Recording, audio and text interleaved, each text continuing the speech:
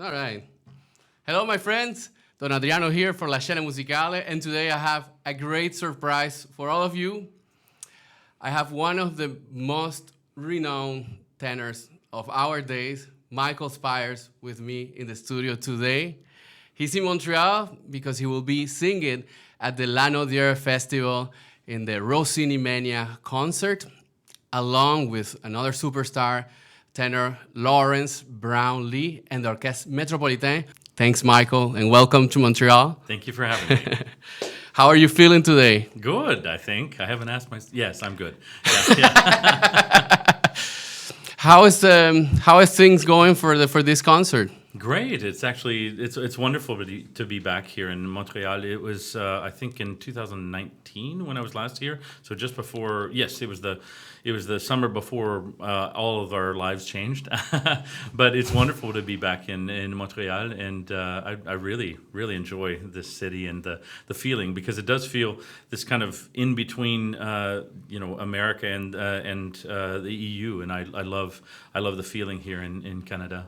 Yeah, it's like sometimes it feels like a little New York. Yeah, well, an European New York or something exactly. like that. I have a feeling it's like kind of like Philadelphia and New York combined, along with being in somewhere like Strasbourg or Lyon, and you smash all those together, and that's Montreal. I really love Montreal. So is this how many times have you been in Montreal particularly? Just twice. This is my second time. Okay. Yeah. And the first time it was really brief, and I had lots of rehearsals and things to do, but I've had a little bit more free time and to kind of walk around and get to know the city a bit. And how are the rehearsals going? I overheard some rumors about some singers not being able to perform there. Is the program changed, and what are the can you say the changes? Exactly. Yeah, definitely. There has not been a change to the program repertoire, but there has been in one of the singers. Riab was not able to. She's still feeling ill. I think that she had COVID. I'm not really sure, but it was still not recovering and totally understandable. But we have a wonderful soprano named Megan Sills. She's an American soprano, younger singer, does a lot of Rossini and studied with Will Crutchfield in New York, and also Anthony Walker in Washington, who are two of the best Bel Canto specialists in the world today. And she's a fantastic sopran mezzo, kind of like me, this like in-between voice. She has the lows and her tops are just mellifluous and amazing. So she's a young, really exciting singer. So we're still having the same all Rossini program, and the trios from Donna del Lago and also Otello, and and Larry Brownlee and I, we've done this a version of this kind of program. I think we've done it in 3 different countries now, it's so much fun to do it, because every single time that we do these Rossini duets, first of all, most of them have never heard them, and they freak out. They just can't believe that music like this is written, and you have to have special singers, and that's why I love singing with Larry, because he's such a contrast to my voice, and that's why I find it so fascinating and fun to see that even in unknown Rossini and things that people are hearing for the first time, they go crazy, and that's kind of why they wanted to call it the Rossini Mania, because I think during the concert and afterwards, people are going to, every time that we perform something like this, they get so excited that this repertoire exists, and then they go into a frenzy, because that's what the Rossini did. Yeah, and this is actually talking about Lawrence Brownlee and yourself. You have a CD that came out around already 2 years, maybe? Almost 2 years, yeah. Amici e Rivali. Yeah. How did that happen? And can you tell us a little bit about that one? Yeah, absolutely. I think it was back in 2017. It was the first time Larry and I had ever worked together. And he was doing a concert in Amsterdam. They asked him if he wanted to share the concert with someone. And he and I have been old friends. We'd exchanged emails, and I've been a big fan of his. And he was friends with all of my friends. And so we met each other actually back when I started out in 2008. and we were at the same festival, and we're like, yeah, maybe someday we'll do something together. So it took 9 years before we did something together. So in Amsterdam, we concocted this program, and he asked me, he's like, yeah, I know there's a lot of really good Rossini duets, and I was like, yes, I know all of them, and they're in my head. So I created a program, and we did that plus a couple of arias as well. And this was in Amsterdam, and one of our recordings that was made from the hall went really viral because people were just couldn't believe one that we were having so much fun with this crazy repertoire, but also the audience response. It was so genuine and exciting. It felt like we were at a sports event, and that's what people were just like, hooting and hollering like, yeah, and screaming. And while we were singing the Rossini, and after the concert, he and I started talking. We were like, that was incredible. I can't believe it did so much to the audience. And, Yes. And he said, we should really look into making this an album. I said, yeah. I don't believe anybody's ever made an album of just the Rossini duets and then maybe one or two of the arias. So I started doing all of the research and looking at all of the things, and almost every single Rossini opera has been recorded, but there's never been a CD dedicated to these and to these amazing duets that were basically like two arias smashed together, and then some beautiful terzets from Donna del Lago and Otello and Armida and Siege Coant. And so I started putting all of this together, and then I was realizing that, wow, it's really a lineage of how Rossini wrote from the beginning to the end of his career, and it's almost like Rossini was planning his career as an opera itself, like his entire writing career was. And so if you put him in chronological order of all of the operas that he composed, it was so interesting because it feels like an opera, and I literally just did it by the time frame of when he wrote them. And you have the overture, then you have the setting up of the characters, then you have the conflict of the characters, then you have the bigger fight scenes, and then you have the reflection and the love and everything. So during that entire putting together of the CD, it was incredible. And then the biggest thing that Larry wanted to do was to make sure that we had an all-Italian orchestra. Yeah. And to record it in Italy with people who really knew the Bel Canto style and tradition. And it is something special that you won't hear on many albums at all, because Corrado Rovari's incredible conductor, he's the head of Philadelphia Opera. And, he started out in La Scala in early music and almost had the same kind of path of Rossini, because he started out in Baroque and all of this, and then started creating his own way. And Corrado is one of the only people that is really well-versed in early music, in Baroque, and then Rossini, and then Verdi, and everything. Everything. So Rossini, it takes a special conductor and a special orchestra to do, because it's not in the Baroque, it's not romantic, and it's not, it's not the revolutionary period. It's kind of all of this mismatched. And what Rossini did himself in writing, he changed opera, I would say 4 different times while he was writing as a composer. He changed the course of opera completely and started taking the old and then just turned it on its ear, and then people go, ooh, that's an amazing idea. Then opera started going a certain way, and then he was like, no, I want to try it this way. And I think once he got to the end of his composing as an opera was when he was, he realized, like, okay, I've done enough. He was 37 when he did Guillaume Tell, and he was like, yeah, I'm done. And you're thinking this genius did, but to do this with this orchestra was incredible, because all of these players that we recorded with, they were all well versed, and they play period instruments and modern instruments.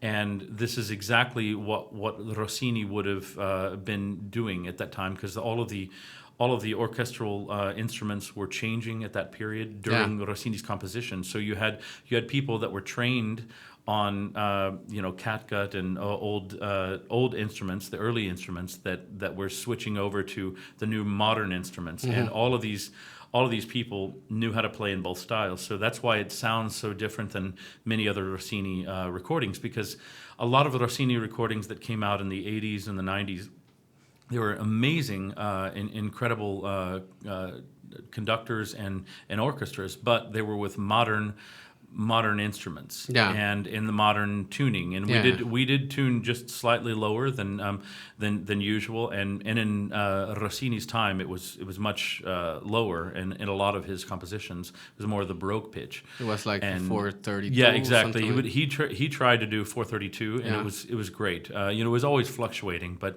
sometimes people would play Rossini in 415, and it feels completely different. Completely different. That's a semitone, I would say. Exactly. At that point, and it's a huge difference in the voice when you're used to singing Baroque, and then like one time I did a Mozart opera that was it was Mitridates. I did 3 different Mitridates in 1 year. Mm-hmm. One was in 415, one was in 432, one was in 440.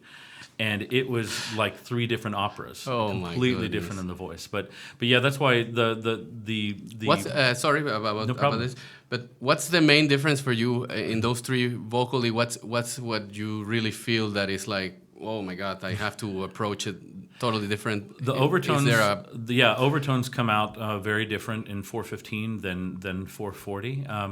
And the physical place that I have to sing as my voice is in 415 is more my natural, just this kind of lower kind of sound, and your larynx is just ever so slightly lower and more relaxed.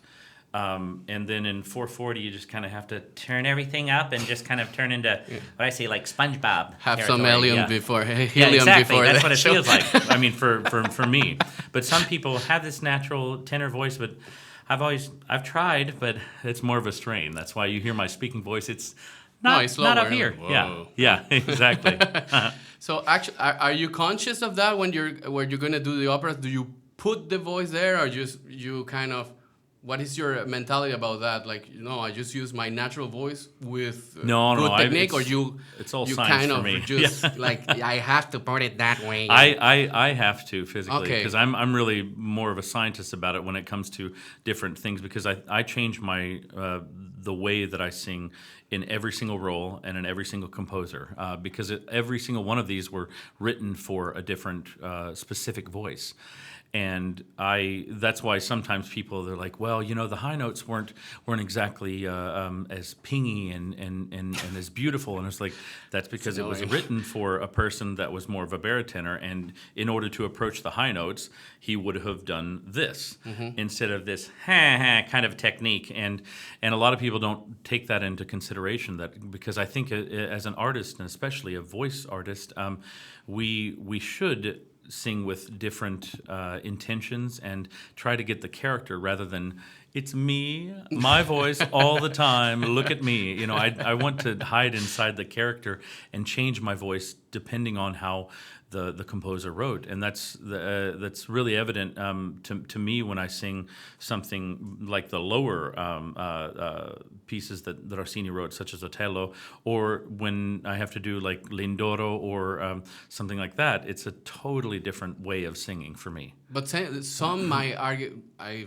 respect, of course, your point of view, but some might argue that that's damaging your voice in some sense, because you're forcing it a certain way that is not natural. Yeah, nothing is natural in opera. That's what I say. It's all smoke and mirrors, and people who think that it's natural don't actually know the mechanism well enough. And the reason that, and I'm glad you bring that up, because I've had that my whole life, but because I didn't know what to do with my voice until I started realizing that the only way that I can really understand my voice and my career is if I push it to the extremes and figure out, do it healthfully, don't rip your throat open, and when you taste blood, that's not freedom.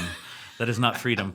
But I since I was young, I took it seriously about this kind of training of it, and the ability to sing from 4 to 6 hours a day. People don't realize that, but you can do that. And when I was starting out, especially in my early 20s, I would sing that much. Yes, sometimes I would go hoarse, but it was never like I would stop myself when the chords were getting a little too swollen, and I said, "What did I do wrong there? How did I I think I was pushing too much in this part, and then the next day I would try and go, okay, I don't have to push that much in this, and I would sing through the entire tenor anthology to try to figure out where to put my voice and what to do. A lot of people say that it should be natural and free, but that's only after you have a bunch of things in line, and things are such as support and your ability to control your larynx, and then and your ability to control blood flow too. A lot of people don't realize how much of the voice is based around blood flow. Blood flow. The actual blood flow, because one of the things is that so singing is a very unnatural thing, and you're basically having to our regular breaths and the ways that we take a breath in, our natural body takes a breath anywhere between 4 to 7 seconds. And it's just a natural rhythm of a lot of our speeches and things like that. We take breaths every 4 to 7 seconds. You're really, really hard to find phrases in operas that are that short. That's short, yeah. Most of the time, and especially like in Mozart, he's the extreme of it. You'll find lines that are 17 to 21 seconds. I mean, regularly 12 to 14 seconds. So that's twice as much as what you normally would do. So your body kind of freaks out when it doesn't have the normal breath flow until you're able to control it. And the interesting thing is that your body will react in a very funny way when you have to do these long phrases, and so your blood basically rushes to the place of so anytime that you hit your hand or something, your blood rushes to your hand. Your body freaks out a little bit because you're doing this unnatural thing of going and the blood starts to pool here and go into this area. So the more that you can bring blood away from it and the more you can be relaxed, the more you're going to have room to resonate, because a lot of people don't even think about that your throat and everything gets engorged with blood while you're singing, because that's why when sometimes you'll see these singers you'll see a blood vessel and like it's just blood flow, and basically your body's saying, don't do it, don't kill yourself. And so you have to alleviate that. How do you address that since you... Breathing techniques. Okay, so you... Breathing techniques and learning specifically how to listen to your body. And the only way to do that is to put yourself in extreme situations under good conditions. Like one of the easiest thing that I can recommend to everybody is a stopwatch or on your phone. So just get a note that you're comfortable with and see how long you can hold that note. It's boring, but the more that you do that, you'll start noticing tons of things about yourself. It's almost like a mantra. Like when you just sing the one note, you can focus on your body and what it's doing. So right around about 4 or 5 seconds, you'll notice that your body wants to take a breath. And then you have to go, no, it's okay in your mind, and just keep singing the note. And then you'll notice another wave of like, freaking out. I don't know if I can keep holding. And then just push through it. And the more that you train your mind, the more that you're able to calm your entire your limbic system and the entire situation, and you become more in control of the entire instrument. And so I had a natural advantage because I was a trumpet player for almost 15 years. So I started playing trumpet when I was 5. And in order to play the trumpet, you have to have this support system, because otherwise it's you can't really even make a sound. So this kind of a sound is the only way that you can, and the proper support is the only way you can make a sound with a trumpet. Same thing with a woodwind instrument. You can't, and I played clarinet and saxophone too, and it'll sound like if you have no support system. So I had that growing up, learning how to keep that support system, and I didn't really have to train my brain to worry about or not worry about long phrases of breath. But a lot of people that have never played instruments, wind instruments, you have to train your system to not freak out all of the time. And with these longer operas, like in difficult composers like Berlioz and Meyerbeer and Aubert and Rossini, very much so, and Mozart, all of those, you have to do all of these exercises in order to master their vocal writing. And Rossini himself wrote one of the greatest exercise books that you can possibly. It's Solfeggi Gorgheggi from Rossini, and you can easily find it online.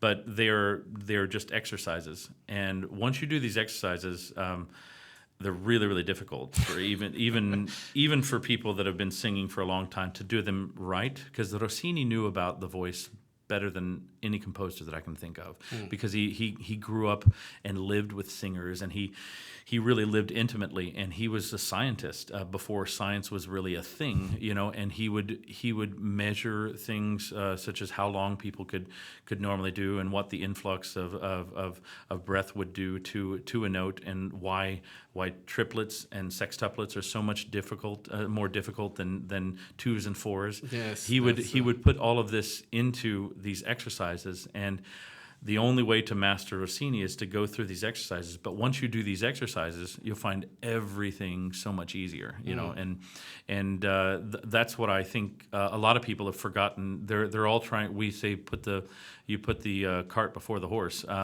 instead of realizing what. Like I love the analogy of the elephant and the rider. A lot of people are up there on top of the elephant, and they're like, why aren't we going? And it's like, because you're not respecting the elephant below, and all of the things that you need to know before becoming this great opera singer that you want to become. You have to start mastering all of the exercises and breathing, and especially the ideas of a foundation. Then you can start working on interpretation, but it has to become really, really mechanical at the beginning. And when you're in rehearsals and practice, it should feel like you're a scientist going like, ooh, I pushed myself a little too far there. Maybe I need to reserve and then open up here, okay? Instead of just going what your body feels, because your body is wrong most of the time. Fight or flight. Yeah, exactly. Your body is initially it's wrong because you aren't in a life or death situation in an opera, though you're portraying that. You aren't. But if you try to put yourself in, that's when your throat goes like this. And then and I've had many times where I get too emotional and I start crying while I'm singing it, and like, oh no, now I can't sing.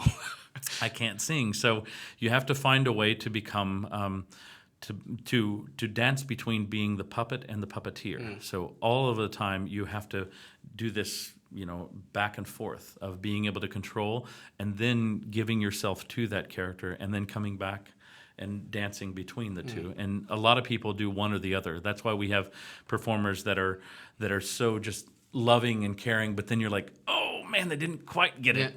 Or someone's like, yeah, they're amazing voice, but meh. But who cares? That's why the genius behind a real vocal artist and what we are as artists should be doing all of it at once, really looking like you're making it easy, but knowing that there's tons of math. That's why people feel it's natural. Because, yes, exactly. That's how it should. They look at the person, look, it's natural. It's super natural. Like, yes, very, very natural. Yeah. A question about technique, because you come from the Rossini school, as I can understand, but now you're kind of singing everything, really. I saw your last season is like you have some pagliacci there with your own company, but also some engagements in the future that are other things. Wagner, Lohengrin. You have Slida with the dramatic leader, I would say. Winterreise is more of a... So is there a technique that is like the Verista technique versus the Rossini technique? Is it really different schools of thought for you, and then do you have to adapt in some way, or do you feel like if you just train in a Rossinian way, you eventually can just do this little thing that you know how to do already because you did it in Otello, Rossini Otello, for example, and just apply it to Verismo? That's a great question. Because I mean, you see a lot.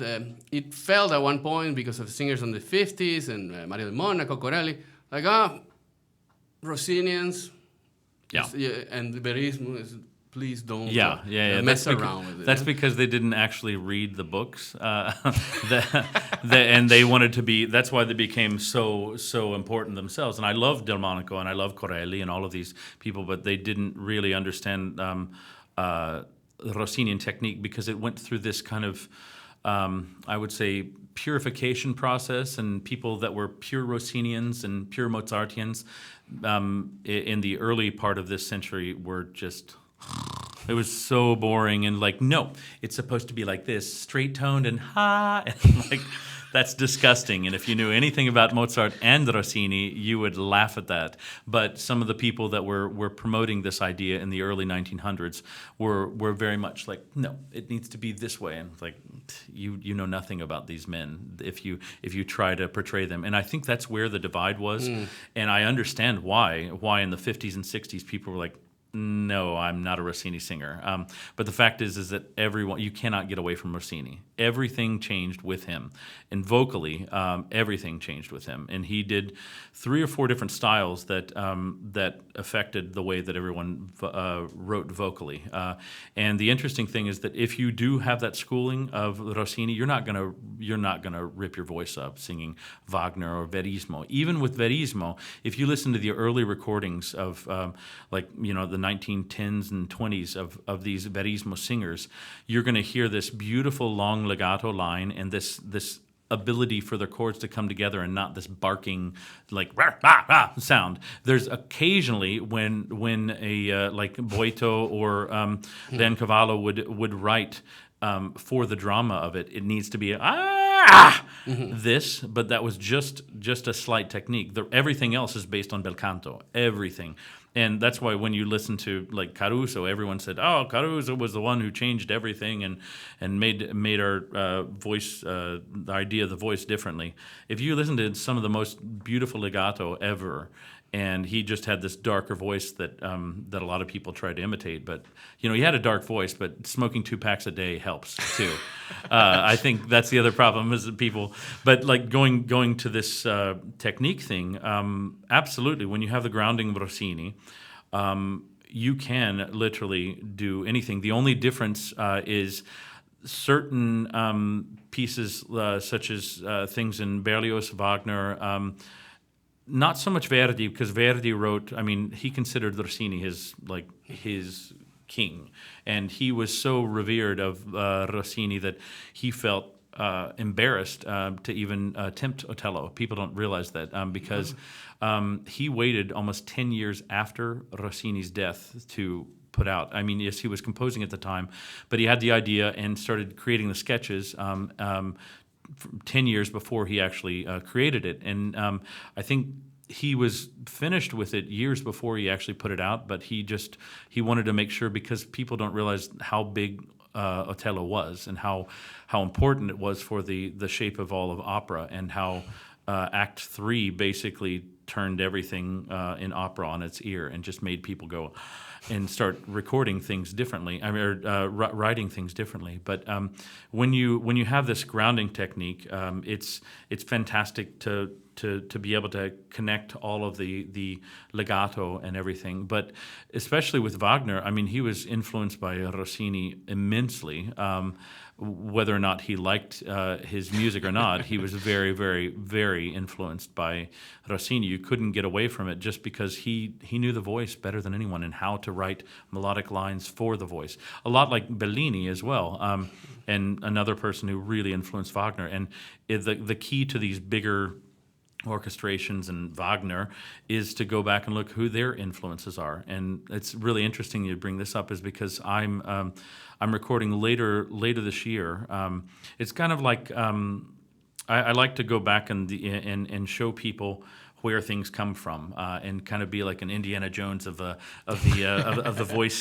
voice world, because that's what I try to do with the Baritenor album that I put out, to show people the origins of this type of voice and how it changed throughout that 120 years of vocal writing.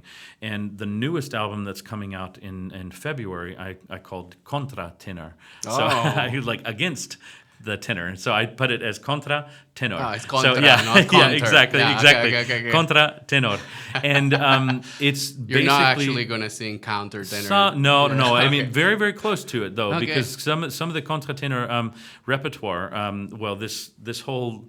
You can call it many different things. There were 5 different ways of calling it in the 1700s, but I chronicle from Lully to Piccini, so it's about 130 years before. So I go back before the Baritenor started. And show the lineage from before and how it got to that. So starting with Lully, then going to Handel, and then going to like Vinci and Mazzoni and all of these people that no one has heard, Galuppi. And it's really interesting because during the 1700s, there was no, in a lot of operas, there was no bass, baritone, or tenor. It was just one male voice. And in some of the really virtuosic ones, they had to compete against these castrati who were so amazing. So you had these singers that were singing 3.5 octave pieces. You had to go down to low C's in the bass range and up to high F's in the tenor range. So these were written characters, and once you understand this, you understand how voices started to change throughout the time. And that's why I wanted to put this out and show people that. But going back to the Wagner thing, later this year I'm going to be recording an album that will come out in 2 years. And it's basically, it's showing the lineage of what made Wagner. Who were the people that influenced Wagner? Because he was one of the greatest composers, obviously, of all time and knew the voice very well. But he was also a megalomaniac and a narcissist, and said that I all brought this myself, and it was just me. And it's like, no, you didn't, sir. You're absolute genius. But so many composers formed his ideas and opinions on how to write for the voice and how he created this. And chief among them, were like Spontini, who's kind of forgotten, Rossini as well. Then you have Berlioz, who really influenced Wagner, and people like Marschner and Aubert. All of these people that we've kind of forgotten about and have been overshadowed by the master. Yeah. And I really want to show people that this Wagner style of writing and the drama, it was, and leitmotifs were in effect a long time before him, but he was the master of bringing it all together and making his own thing. Going back to the technique thing, I think that's what we have to know. Where did that come from? Why would someone write something like this? And only if you study what came before, you can understand how to sing this. And that's something that I talk to Corrado Rivaris a lot about.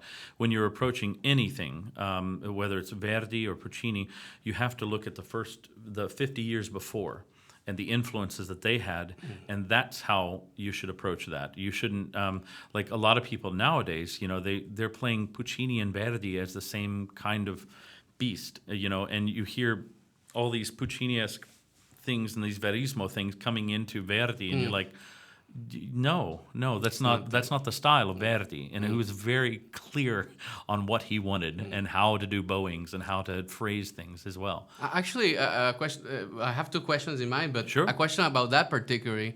How do you feel about the tradition cadences in Verdi's operas? Oh, I think they're very amazing.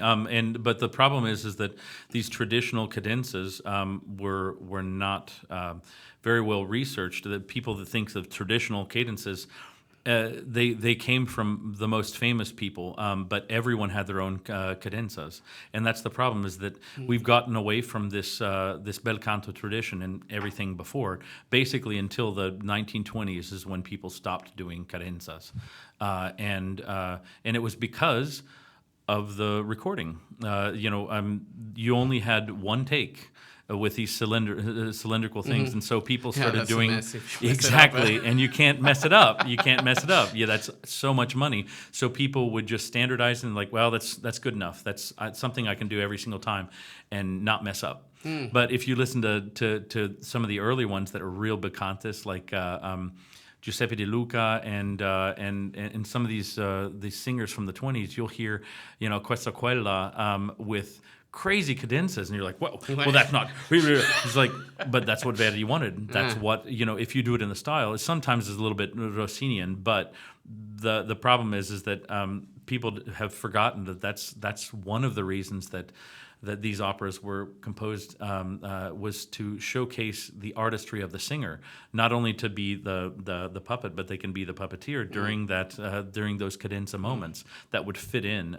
And I think they're very necessary to show the character and the personality of the singer. But unfortunately, a lot of people will do like the cadences that it's in tradition, but it's because they listened to someone do it in the 50s who was ill-informed and didn't actually read that there are certain types of cadences that are for sad or for glad cadences and things like that. But you'll unfortunately hear sometimes these mai qualcosa non son capace, non son capace, lieva feto ed inspirar. That's a traditional one, that's you know, typical, yeah. but that's not right for that. I mean, it can be. It Why? can be Why right. that one is not right? That one, Yeah. I mean, you because well, it that can be right if that's your interpretation of the character, and people using that for every Donizetti cadenza, it's just. You know, whether it's Lucia or if it's you know, they're two different characters in Lucia and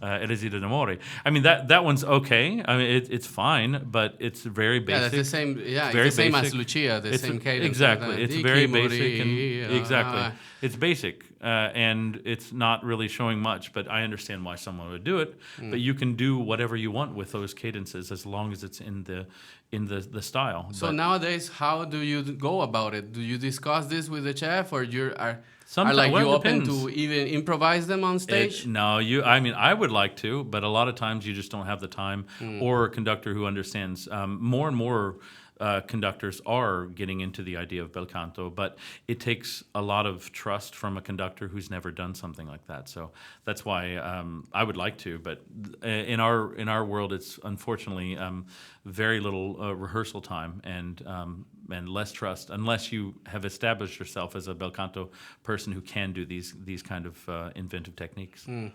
I had a question about going back to the type of tenor voices. I wanted to see if you could elucidate that a little bit for me and for everybody about. I've been reading back and forward a lot about Adolphe Nourry and Dupré. Yeah. And that thing about the high C from the chest. Yeah. And not from the chest, and well, supposedly caused him to even suicide, Nourry. While I think it's more than that. He was definitely sick is. also, etc. Yeah. But I can't, from one point of view, I can't imagine somebody singing the operas like Guillaume Tell or something like that, not from the chest or like in falsetto. Bravo. Like, was it actually in falsetto? It's just No, exactly. Your the voice intuitions are doesn't right. work like that. Yeah, your You wouldn't intuitions are project. correct. Oh, I mean, it's Precisely. not loud enough. Precisely. Even Your intuitions are absolutely correct, and that's one of the biggest myths that a lot of people still perpetuate is that. It's funny because I'm kind of a world leader on this kind of knowledge because I explored this in 1 year. I decided to do the three voices that were monumental in changing vocal history during that period were Nozzari, who is the real baritone that Rossini wrote 9 different operas for. And he was this one that Otello was written for, Ricciardo Zoraide, all of these baritonal operas. Then there's Adolphe Nourry and Dupré. And within a year, I did 3 concerts in different countries that were just repertoire written for these specific singers. And I found out so much about the singers that other people don't know because they've just never done that. Like with Dupré, the high singer from the chest, he was more like a baritone, but learned this technique of lowering the larynx and basically singing everything with a lowered larynx and singing from the chest. like, would you compare that? Let's say modernly, would you compare it, or modernly or semi-modernly to a Corelli? Yes. Something like Yeah, that. yeah. Something like that. Melocchi type of school. Yeah, exactly. Okay. And that's what he was. But he was built very differently. He was built very big head, big chest, and short, really stocky. So he was that kind of typical, almost Sicilian tenor build, and so he was able to sing like this. Norrie was built basically like me. He was, I mean, if you look at pictures, it looks like Michael. Yeah, stocky, but gut portly. He's got a gut, and but Norrie was really a master of the voice, but the problem is that he didn't figure out this lowered larynx way of singing. But if you look at any of the things that he did, it was this. It's what the French called voix mixte appuyée. It's not a voix mixte. It's this middle ground in between a falsetto and voix mixte and full voice. And voix mixte appuyée is the only key to being able to figuring out his music, because La Juive was written for Norrie, Guillaume Tell. Let's see, there's all of these really, really dramatic pieces that were written for Norrie. You literally cannot be heard over the orchestra if you're singing falsetto. No, and this comes from problems of people's translation of what falsetto and voix mixte and things are. There's still that, even in other circles than opera. No, I'm not doing falsetto, I'm doing falsetto. Yeah, exactly. So it's like, but I just don't believe that anybody sang in falsetto other than countertenors nowadays. I would call that falsetto. Yeah. But I mean, it's way higher. Yeah, exactly. It's a voix mixte, and you can. I mean, but with voices like mine that are more naturally baritonal, when I sing in a voix mixte or chest voice, sometimes my voix mixte is actually louder than my chest voice. It's just how that's just how my physical body is. And I mean, I can demonstrate it, but like with a microphone, what's interesting is like when I'm singing high C's, no matter how much I try, even if I keep the larynx down and I just have a physical different. I don't have much of a cavities in the nasal part, and it's much more different than other people. And so, but my B flats are louder than just about anybody. It's just this. Yeah, like every baritone. Exactly. Think like I don't know if he was a baritone or not, but like I think Mario Del Monaco, his B flat was like, exactly. Oh my God, and then the voice kind of got smaller in precisely. a way. And I can sing the other, but it's this kind of different sound. But like I have friends that or like Larry Brownlee, for instance, his high C's are much louder than mine, and he's like half the size of me. You know what I mean? Like, and you're like, how the hell does this happen? Because that's how his body and physiognomy is made. And so I mean, that's maybe what people say. You see, he's singing from the chest, and the other's not singing from the chest, just because it's another type of when you get into the extremes, it really does matter. Those little things do matter, like how much resonance chambers you have in your nasal cavities, how big your throat is, and these things, But those are only in the extremes, you know. And people talking about, well, that's falsetto, and it's like, well, you don't quite understand what falsetto is then, because and you have exactly the right intuition, because no one that I can tell was singing in falsetto at all. You just cannot be heard unless it's... And also the register, how do you connect that in a way that it's, like if you sing in passaggio up till F, chest voice, and then you're going to flip and... Yeah. You're going to sound like a yodeler. I mean, maybe that's what he wanted in what Rossini wanted, because, it's in the Swiss Alps and, like... I heard something about that actually. Is that true with the Pour Mon Âme is supposed to be a yodel in what Donizetti wanted? Yes, I think so. And the interesting thing is Marie de Lille, the very first person who was written for. I mean, it should be a yodel, but now we the feeling of a yodel. Pour mon âme. Yeah, it should be. It should kind of be like that. I think that was a B. Anyways, but with Marie de Lille, he started out as a baritone and was really, really wonderful. He started as a baritone, and then switched to tenor, and made a great success as a tenor, and then went back to being baritone. So he wasn't just a normal tenor like nowadays we think of with à mes amis is Flores or Brownlee or these kind of tenors. He was definitely not that kind of tenor at all, because he sang baritone roles throughout his career as well. So So when I hear you sing the high C and above, I would say, because I don't how high you sing till G, I think. I can physically get to a G, but you don't usually want to hear that. But that's as high as I can really get, really. So what I hear from outside perspective is that you actually, it's like a train, like your mentality is a falsetto. But that's not what the sound is. Yeah. But it does feel like if you train your falsetto in a way that becomes more connected resonant and connected to the voice. Is And that that's what you do, actually? Yeah, and that's what the key of the voix mixte appuyée Okay. is. And it is a voix mixte, but appuyée is the way that you can connect all of it by slightly bringing the larynx down, but keeping it in that voix mixte chamber. And that's the way you can connect. Okay. I'm doing like 4 or 5 different things there, but it all sounds like one line. Yes. So That's kind that's of the key to in it. the voce. I had a teacher in New York, Jack Livigno. I don't know Yeah. if- He calls that type of thing like voce finta. Yeah, is- exactly. Yeah, It's like exactly. it's the same, but it's Precisely. appuyé. That's the Yes. main. That's what is difficult to do. Exactly. It's like yeah, exactly. But that's the same thing. So And you're it's- not actually trying to ram up. No, that- no. And from the chest, what does that even mean? People, because your vocal cords are here, your chest is down here. People they don't even know what they're talking about when they're saying like chest voice. Like what get more specific, please. Yeah. You know what I mean? And in your case, I think maybe correct me if I'm wrong, but this is your key for. Well, how can that guy be talking here and then be such a high voice? Absolutely. Is the la maîtrise, the master of this. Hopefully. Yeah, because I would think that is otherwise it would be too much pressure. If For I sure. think of Lawrence Brownlee, maybe he can get away with a little bit more of that.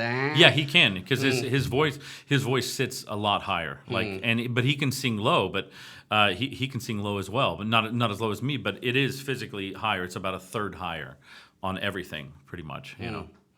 So what type of things do you do? Do you do like crescendo, falsetto to full voice, things like that? That's one of the biggest things. Yeah, this the messa di voce is one of the most important ways to understand your voice. Even when you're up the high extremes, like going,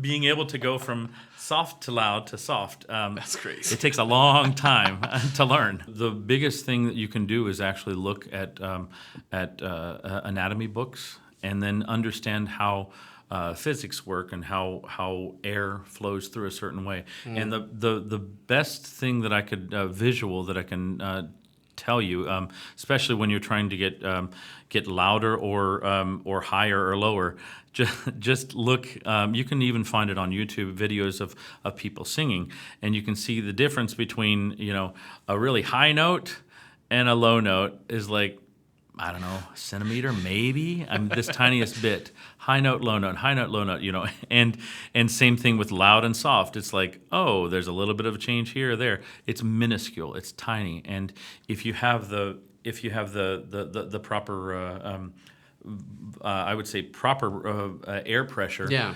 That takes care of it, and you don't need to think about getting louder. And it's just like, okay, more air, less air, more air, less air.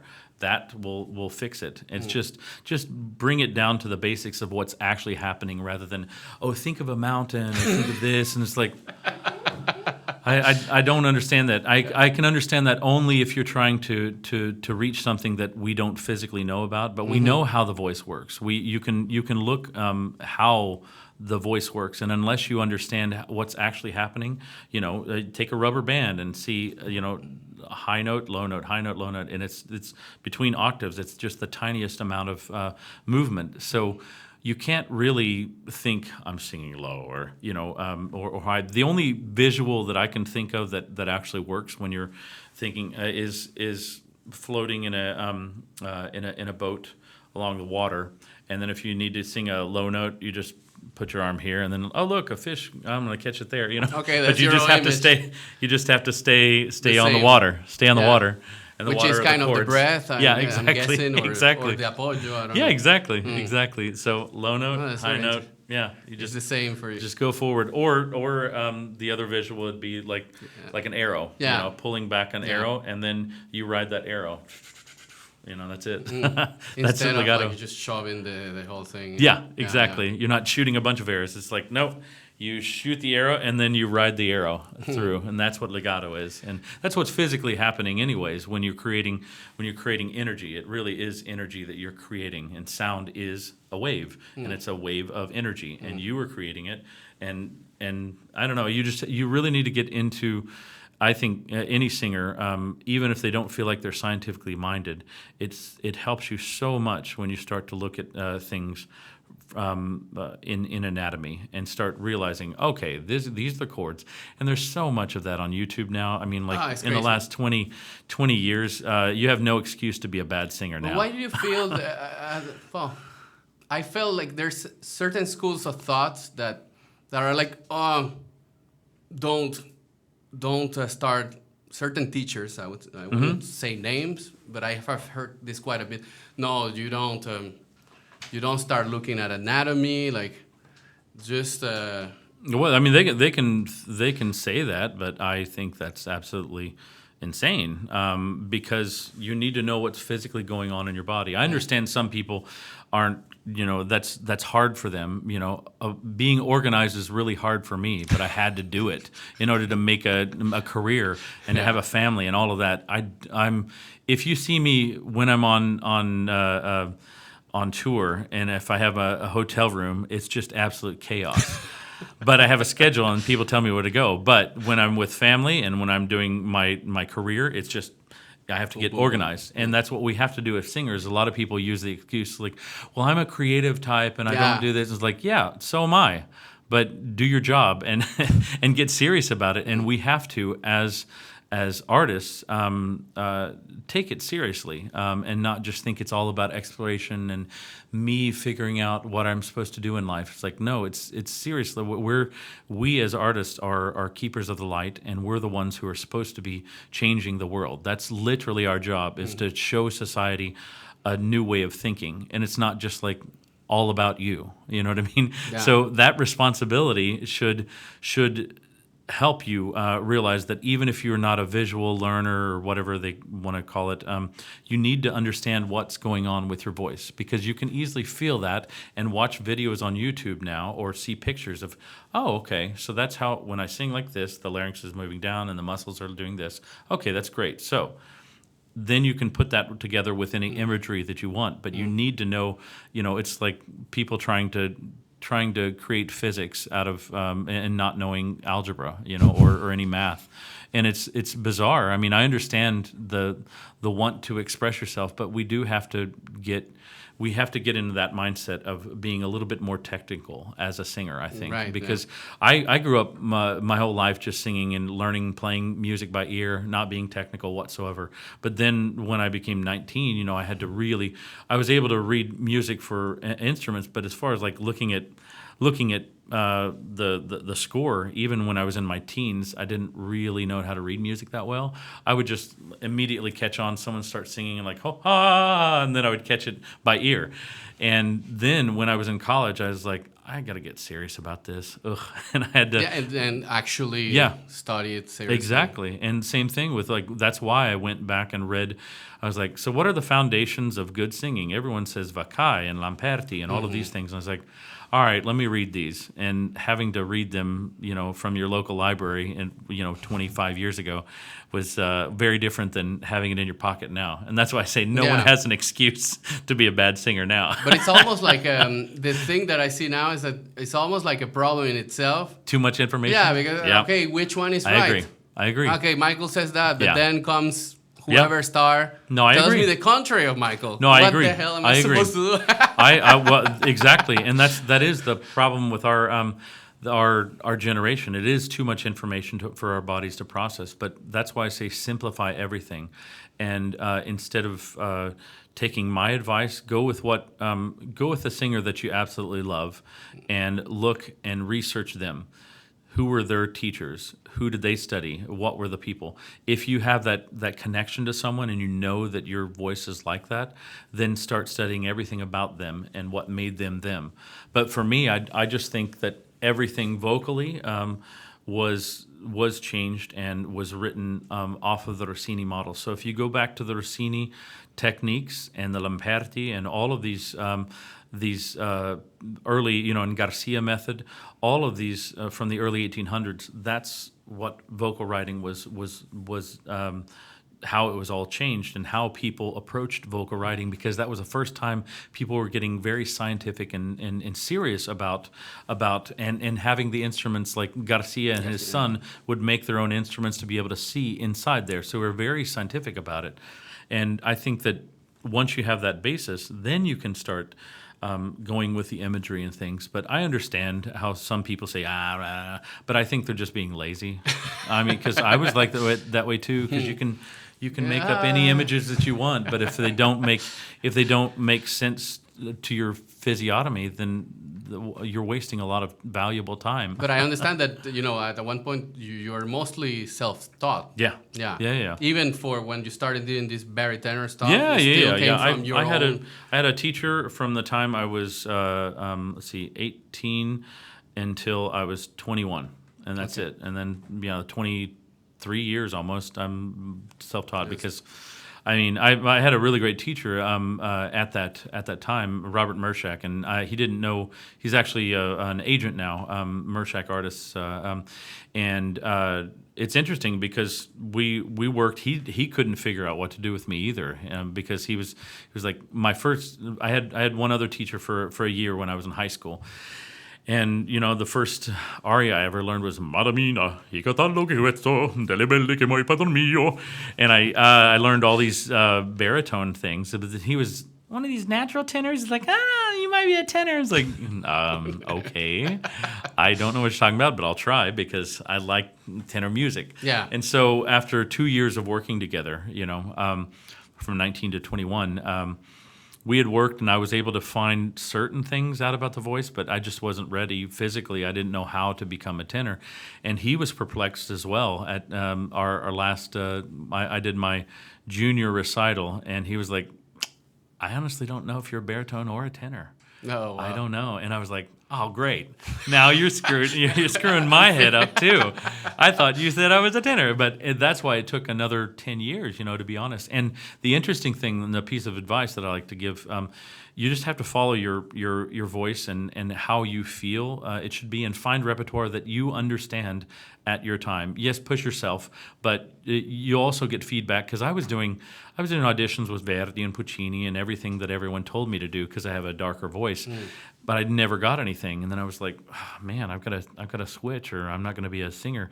But the breakthrough came from doing these really crazy things that nobody else would dare do, and I was just like, well, I'm not getting any work anywhere else, so I'm going to try this crazy Rossini path, this baritone path. And the interesting thing is that 9 years ago, one of my good friends, he's one of the most brilliant guys. He's a physicist and quantum mechanic, and also fluid mechanics, and a singer.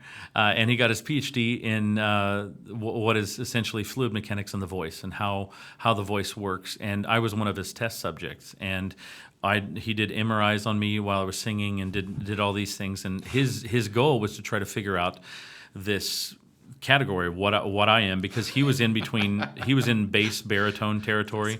I'm in baritone tenor, and he had other people that were in between, because he wants to alleviate, like I do, 10 years of frustration of people saying you're a mezzo, you're a soprano, you're mezzo, and not realizing that no, you're your voice, and you can do either of them. You have to learn the techniques to do it, and only time will tell if your voice will hold up in what. And you'll be able to, if you understand your voice, you'll be able to realize, like, that's a little too high for me. Yeah. I'm going to go down, or maybe that's too low for me, and I need to go higher. You just have to be smart. And the great thing is, after he had done all this analysis of my voice, he was like, I have great news. You are baritone and tenor. And I was like, ah, and so my baritone was like, yeah, absolutely. And it was like, yeah, all right. So that's where my vocal formants work within the baritone range or the tenor. And that's why I have this kind of thing. And it's mainly because I learned my voice. A lot of people are like me. I mean, I'd say the vast majority of people are in between all these voices. You have natural tenors, but some natural ones that are up here and they're like It's rare. But it's really rare. Same thing with real basses. Like you rarely hear real basses.